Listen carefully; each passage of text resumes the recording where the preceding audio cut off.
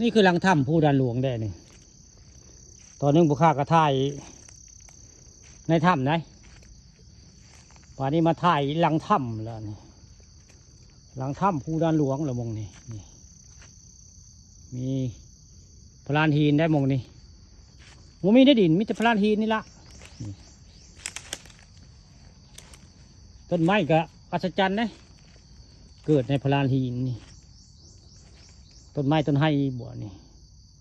เมืองแรกก็คือจะเป็นต้นไห้อยู่ในเมืองแล้วก็ได้ห้องต้นยังเนี่ยจันทาบอกได้จังหวะ เมืองบุจักบุขาก็ได้บุชันทัดปันไดเรื่องต้นไม้ได้แต่ว่าต้นไม้นี่อัศจรรย์ได้พี่น้องอันนี้เป็นต้นไม้ออกในหินมองบุขาย่างท่ายทำนี่เป็นหินนะมองนี่พื้นประดานหินก็คักใบไม้ปลูกไว้นี่ใบไม้เต็งไว้แต่ว่าเพิ่นมาเกิดในพลานหินนี่ได้นี่เป็นตะงึดอยู่ได้นี่ผู้ห้าพันก็สับลาบลงมาแล้วผู้ห่างไม้อัศจรรย์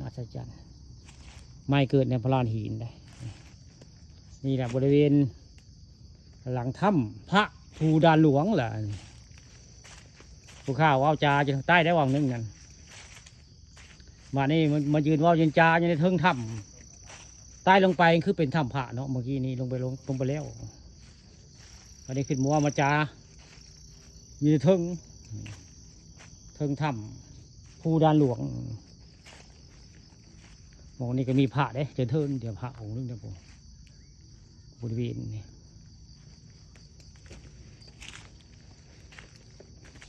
ผู้ข้าไปเกี่ยวกับหินได้ไปถ่ายเรื่องหินเกี่ยวกับหินกับถ้ำกับเหวไว้ง่ายเรื่องลี้ลับอันนี้กุฏิเพิ่นบ่มียังคูอยู่แล้วล้มแล้วกุฏิได้มองนี่มีกุฏิพระอยู่ได้มองนี่บ่มีแล้วบ่มีพายุแล้วมันล้มมาได้กุฏินี่เหลือแต่พระนี่แล้วนี่นั่งอยู่นี่นี่คือบริเวณภูด่านหลวงตะมองนี่เป็นด่านแบบนี้แล้วผมที่ทัดกับเป็นด่านแบบนี้ละมีแต่พลานหินมองนี่ต้นไม้นี่ก็เกิดในหินแตกอยู่ได้นี่หินในหินนี่เพิ่นนี่เป็นพลานหินว่างๆได้จะมีหลุมได้เทิงก็ได้หลุมตรงนั้นหลุมตรงนี้ได้เป็นหลุมของเทิงพวกนี่ละด่านหลวงภูด่านหลวงบ้านนาตาลตำบลนาตาลอำเภอเต่างอยแหละผู้ข่าปานคำเอาเรื่องจริงผ่านจอมาให้เบิ่งมากับลุงมงคลได้ผู้คนมานำนะลุงผู้ข่ามานำได้